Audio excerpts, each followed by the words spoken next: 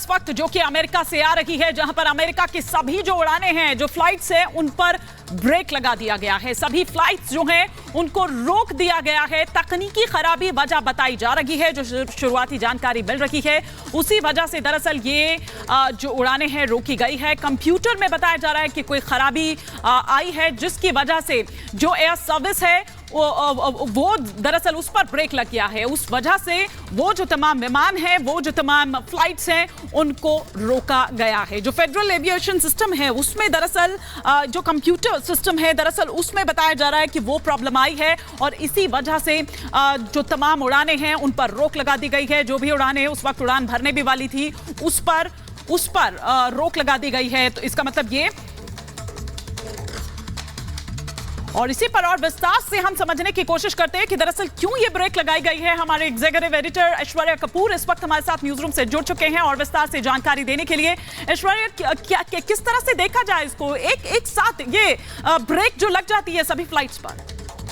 अपने सपनों का बिजनेस शुरू करने के लिए आपको कोई भी बैंक बिजनेस लोन नहीं दे रहा? बिजनेस लोन लेने का सीक्रेट जानना चाहते हो तो फ्रीडम ऐप को अभी डाउनलोड कीजिए।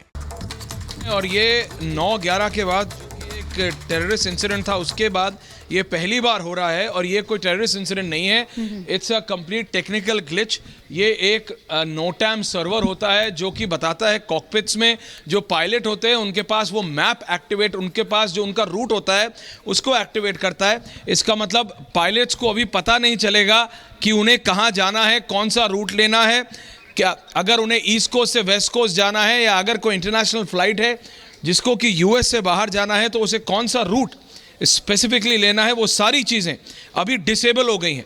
और यही वो एक स्टेटमेंट आई है जो हम आपको दिखाने वाले हैं अगले कुछ ही मिनटों में हम आपको दिखाने वाले हैं। लेकिन अभी ये बात ये 9/11 के बाद 9/11 ट्विन टावर्स अटैक के बाद ये उस समय हुआ था कि अमेरिका के जितना कंप्लीट एयर स्पेस है उसको सैनिटाइज कर दिया गया था, यानी बंद कर दिया गया था। उसके बाद ये पहली बार अब हो रहा है और ये अब इसलिए हो रहा है क्योंकि टेक्निकल एरर हो गया है, टेक्निकल एरर सर्वर्स में हो गया है। और ये जो लेटेस्ट मैप है, अगर ये हम आपको दिखाने की कोशिश करें तो आप ये देखिए, ये जो लेटेस्ट मैप आपको दिखा रहा है इसमें अगर हमारा ये जो मतलब एनआर कैम है, अमित अगर आप हट जाएं तो ये जो आप ये देखिए, ये बिल्कुल this is the west coast.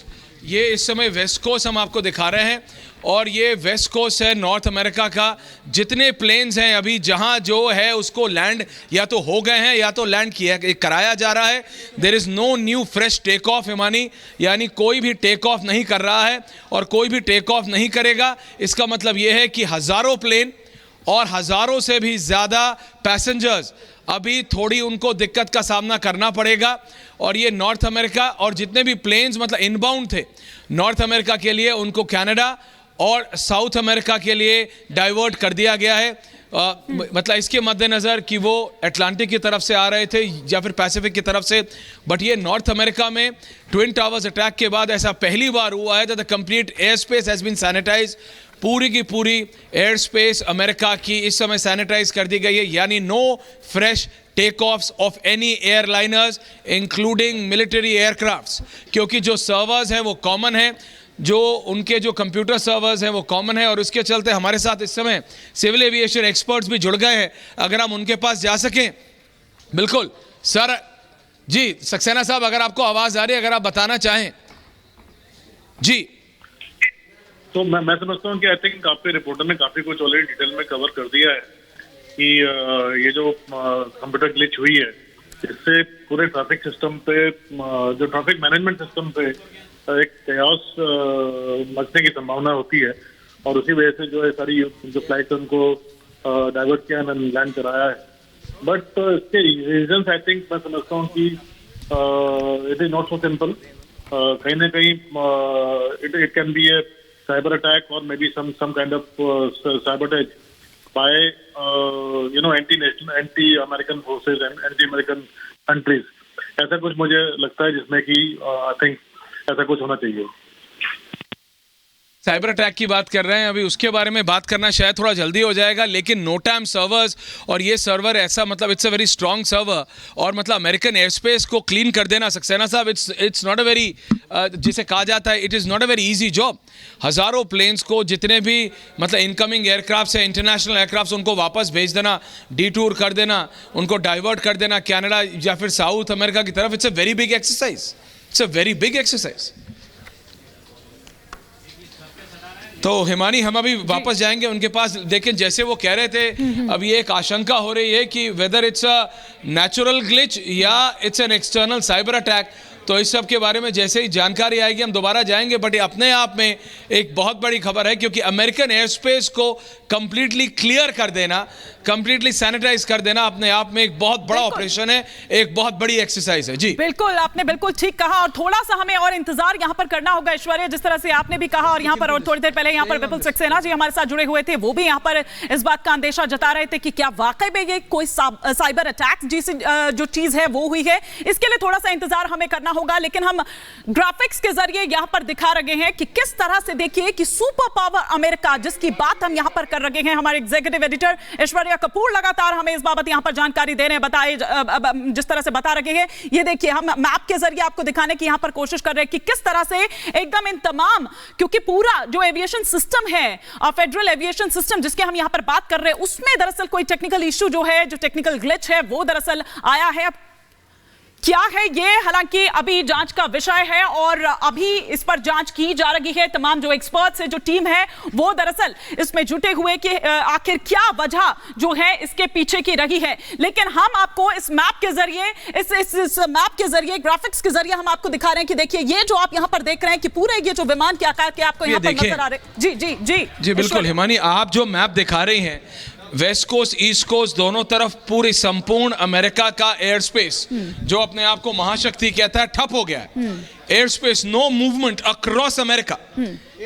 East coast में इस समय होगा सुबह के 4 बजे के आसपास, 3:50 से 4:15 के बीच का।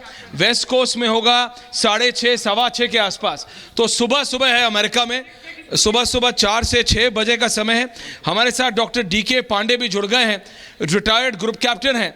It's a very big exercise doctor Pandey, पूरे के पूरे अमेरिकन एयर स्पेस को बिल्कुल बंद कर देना, ठप कर देना, उनके नो टाइम सर्वर्स बंद हो जाना, किसी भी पायलट के पास बेसिक इंफॉर्मेशन नहीं कि उसका फ्लाइट रूट कहाँ होगा, कहाँ से चलना है उसे पता है, लेकिन कहाँ जाना है, कैसे पहुंचना है, इट्स ऑल टेक्नोलॉजी ड्रिवन। और अगर सर्वर डाउन हो गया, so all the planes have to be brought down. Doctor Pandey sir, over to you. Right, this is definitely ये कंटिजेंसी इन एयर। लेकिन सबसे बड़ी जो दिक्कत है वो फ्यूल फिगर्स की है। लोगों के पास कितना तेल है हवा में रुकने का, वो सबसे बड़ी जो है मुश्किल होती है कि ज्यादा देर आप कितना एंडोरेंस बचा आपके पास। तो वो फैक्टर है जो कि इसमें बहुत ही महत्वपूर्ण है। लेकिन सबसे जरूरी बात है कि जो टेक्निकल फ्लॉ आया है वो बता रहा है कि ग्लोबल पोजिशन सिस्टम है, शायद उसमें है ये प्रॉब्लम।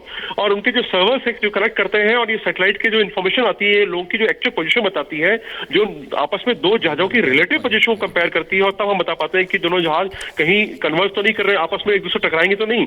ये बहुत ही वाइटल इन्फॉर्मेशन होती है फ्लाइट सेफ्टी के नजरिए से। तो ये फ्लाइट सेफ्टी के हिसाब से बहुत बड़ा जो है एक चैलेंज है। और ये जब से जीपीएस सिस्टम जो अभी चल रहा है 95 में, उसके बाद से कभी बंद नहीं किया गया। इवन मिलिट्री रिक्वायरमेंट्स के लिए भी हालांकि रूल है कि मिलिट्री रिक्वायरमेंट के लिए बंद किया जा सकता है, लेकिन किया नहीं गया।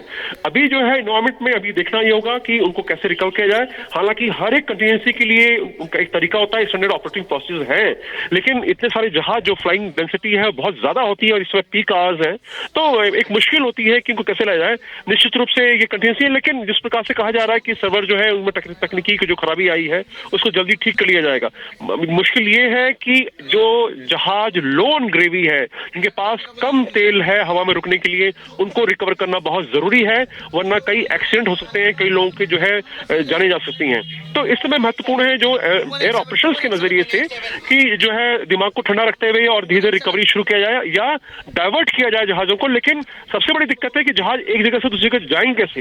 हालांकि जो जहाज में कंपास होता है, उनके पास रिक्वायर्ड मैप्स होते हैं, तो डाइवर्ट कर सकता है आदमी। ऐसा नहीं कि जीपीएस के भरोसे ही फ्लाइट चलेगी। जब जीपीएस नहीं था 95 के पहले सब जहाज बिना जीपीएस के चलते थे, तो ऐसा नहीं है। लेकिन ये है कि अभी आउट ऑफ प्रैक्टिस है, तो निश्चित रूप से ये एक बहुत बड़ी कंटिजेंसी है, लेकिन समय लगेगा इसको रिजॉल्व करने में। मेरा जो कंसर्न है कि जो एयरक्राफ्ट है, दोज हु और ऑन लोन ग्रेवी फ्यूल, उनके लिए recovery is very very important. जो उनको पता है क्योंकि अमेरिकन जो एयर ट्रैफिक नेविगेशन सिस्टम है उनको तुरंत इसको लागू करना पड़ेगा। तो तस्वीरें भी हम आपको दिखा रहे हैं, तमाम एक्सपर्ट्स जो हैं उनसे भी हम बात कर रहे हैं। फिलहाल शुक्रिया डीके पांडे जी हमारे साथ जुड़ने के लिए, जो बता रहे थे यहाँ पर कि थोड़ा सा समय जो है वो इसमें लग सकता है। तमाम जो टीम है वो इस वक्त इसी कोशिश में यहाँ पर लगी हुई है। जो तकनीकी खराबी जो बताया जा रहा है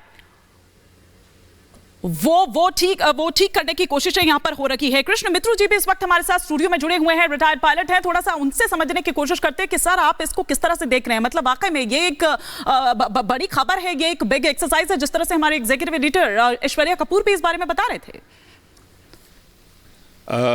देखिए, ऐसा है कि ये जो टेक्निकल ग्लिच आया है, हमने कुछ दिन पहले ही अपने हिंदुस्तान में भी ये फील किया था, जबकि AIIMS all India institute of medical sciences Delhi में भी ये कंप्यूटर ग्लिच आया था। ये इसी तरह का कोई टेक्निकल ग्लिच है जो communication failure, there is a total communication failure.